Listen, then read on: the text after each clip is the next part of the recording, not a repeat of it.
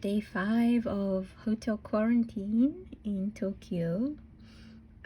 It's around 3:15 in the afternoon, and this is usually the time when I guess junior high school as well as high schools get out. So I'm assuming it looks like it's a high school. There's a high school near this hotel. So all these students, looks like they're coming from school and going to the train station, which is straight up. If you look where the blue kind of roofing is, that's the station. Station name is Ryokogu JR, which is Japan Rail Station. So I'm assuming that's where they're going. So I guess those are the students, and you can kind of see the uniform. The girls wear the skirts and the boys wear, of course, the long pants and blazers. So most well, actually all public schools in Japan, junior high school and high school, all the kids wear uniforms.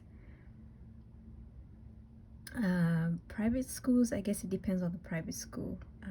Some have uniforms, some don't, but all public junior high school and high schools have uniforms, but all public elementary schools, there are no uniforms. I guess very similar to the UK, England, but a bit dissimilar from the US, where I guess everybody wears their own clothes from elementary to high school to college. But I remember when I was growing up in England, I had to wear a uniform, I think even at elementary school in England. So yeah. And then this morning I actually saw some of the sumo wrestlers. I saw a couple of them taking a walk along the same path.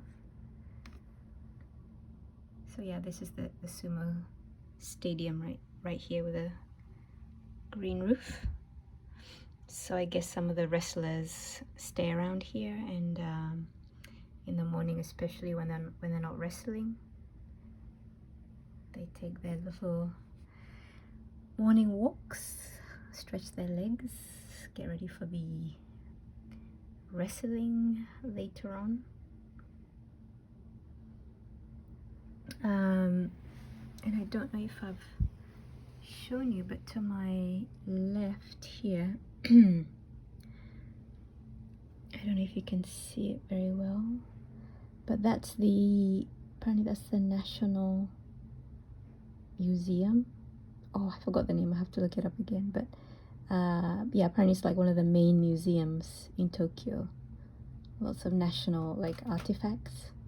I had no idea about that, so it's yeah, I think I'm gonna come down here again once I get my freedom back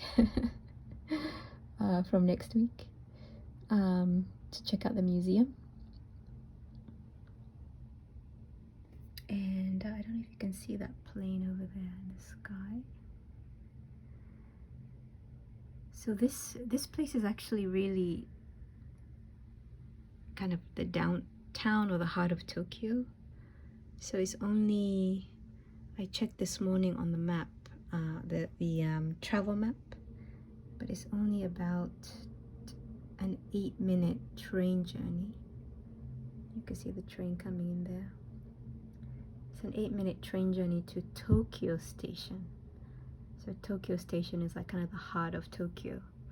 A lot of businesses and shopping, and basically yeah, the main place. So this place where I am, it's very near, only an 8-minute train journey to Tokyo Station.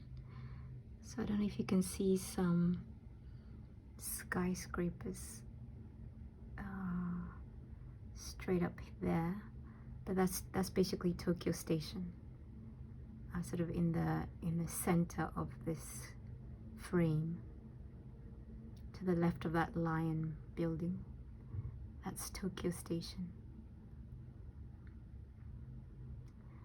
So yeah, it's a pretty central location. Sky is really pretty.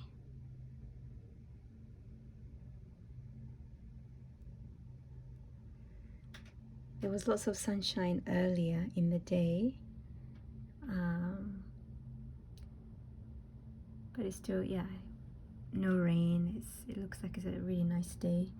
No one is wearing jackets or hats or gloves, so I guess it's relatively warm. So yeah, it'll be great from tomorrow to go out and feel the fresh air and all the things that, yeah, we take for granted every day. So appreciate your freedoms. Yeah, lots more people coming from school, going home.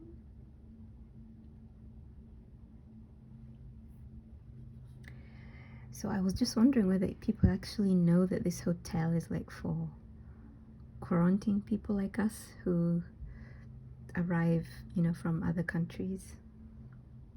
Because nobody, or people, maybe I've seen only like one lady, kind of an older lady, look up this way and I actually waved at her. I think it was 2 days ago. I was waving at her and she was just like staring at my window, I think in disbelief. Somebody's waving at me. And then she scurried away. But I think most people, yeah, have no idea what goes on behind the closed doors. Because if you look up this hotel on any travel website, it will say that this hotel is closed, temporarily closed. So a lot of the hotels right now in Tokyo, and I guess in the neighboring prefectures near the airports, so in Chiba Prefecture where Narita Airport is, and Kanagawa Prefecture where close to Haneda Airport. So a lot of those hotels have been taken over by the government to house us returnees for quarantine. So because there's no tourists, you know, Japan has been closed to all tourists for 2 years now, which is still kind of hard to believe, because when I went back to America, like everybody's and their grandma are there very freely, and you know, in Europe as well, you can enter Europe freely. I mean, I think America, the only requirement is that you have to be vaccinated to enter the United States, but that's pretty much it. And then there's no quarantine in the US, so you can go about your business as soon as you land, basically. So yeah, very, very different from Japan. And I think, yeah, in Europe, I think it's pretty much the same. I know the UK had the quarantine hotels as well when you arrived, but I heard that they've basically scrapped most quarantine and a lot of COVID restrictions that were in place. So yeah, I'm actually going to the UK in February, at the end of February. So I'm sort of keeping a close eye on the situation over there. And one of the reasons I wanted to get my booster vaccine in Boston was because of that upcoming trip. So I'm really glad I was able to get that in Boston. But I'm looking forward to going to England. It's been 2.5 years. So one of the motivating factors was I wanted to see my grandparents. My grandmother turned 89 years old in October last year, and when I was talking to her, I was like, wow, it's so exciting, next year you're gonna be 90, you know, which means this year, 2022. But she didn't seem very excited about the fact that she'll be 90 this year. She said, I'm not sure I can make it to 90. And I was like, oh, I'm sure you can. But so you never know. So I just think, well, you might as well just go see your family while you can. So as you know, I don't have a definite job until April, the new school year in April, because the Japanese school year ends in March and begins in April. So I had a lot of issues with my previous employer in Saitama, and I resigned in December. Actually, in order to go home to Boston for Christmas, that was one of the main issues. So anyway, so I basically have some free time between January and April. So that was one of the reasons. And yeah, I have good friends, prayer partners in the UK that I really would love to see. And it's cheaper to travel in February, and I think not many people will be traveling around that time.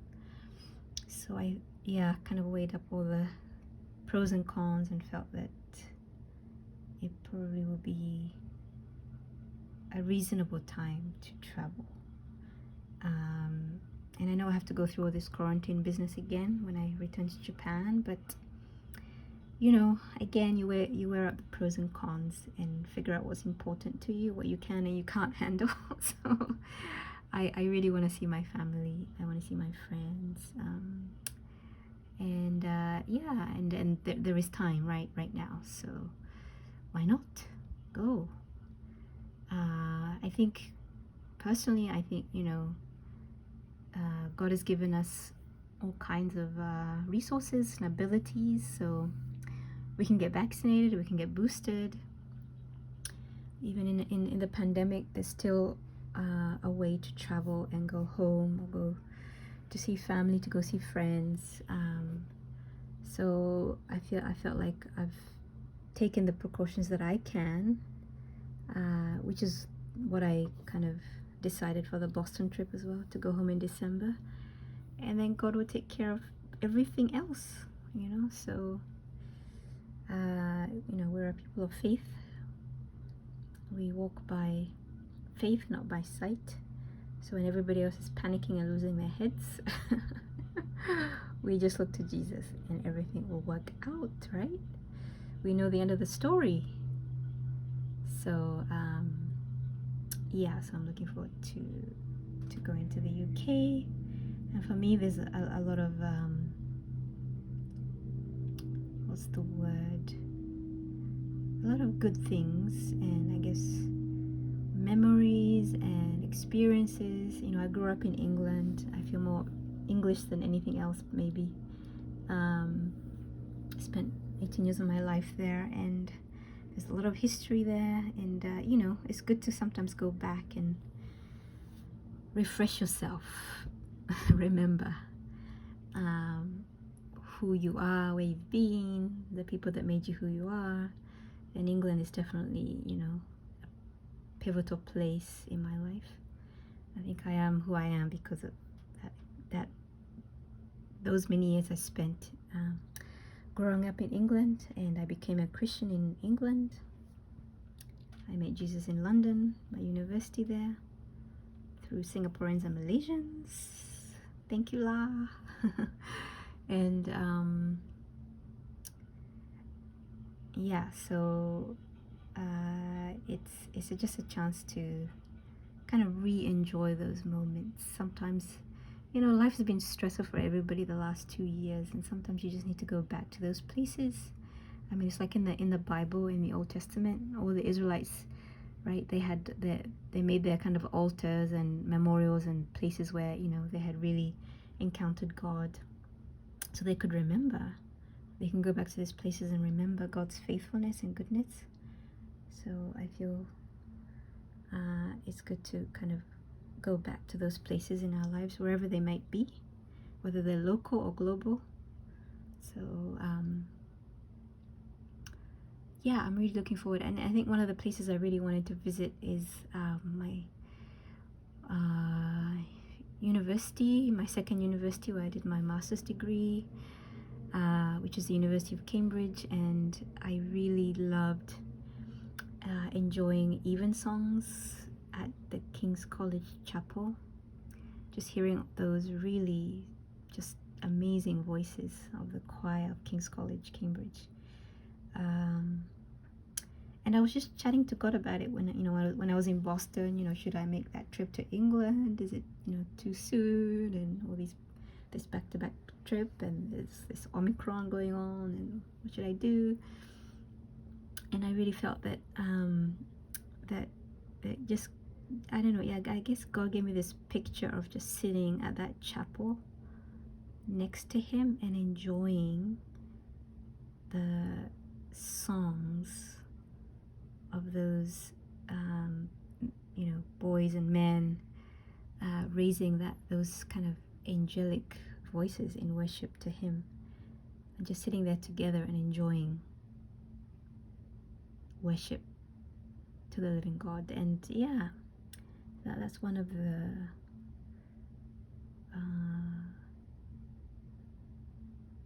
I guess pictures and motivators and thing that I'm looking forward to. Yeah, I love King's College Chapel. I had many great memories there when I was a student there. And also just seeing some really good friends. Some of those friends I actually met in Boston as well. Like Bernadette. Finally, I can see you, Bernadette. I'm coming to the north of England. And Lana, Malaysian Christian, I met at Park Street Church in Boston. Now she lives in Manchester, England. And so I would love to meet these friends again.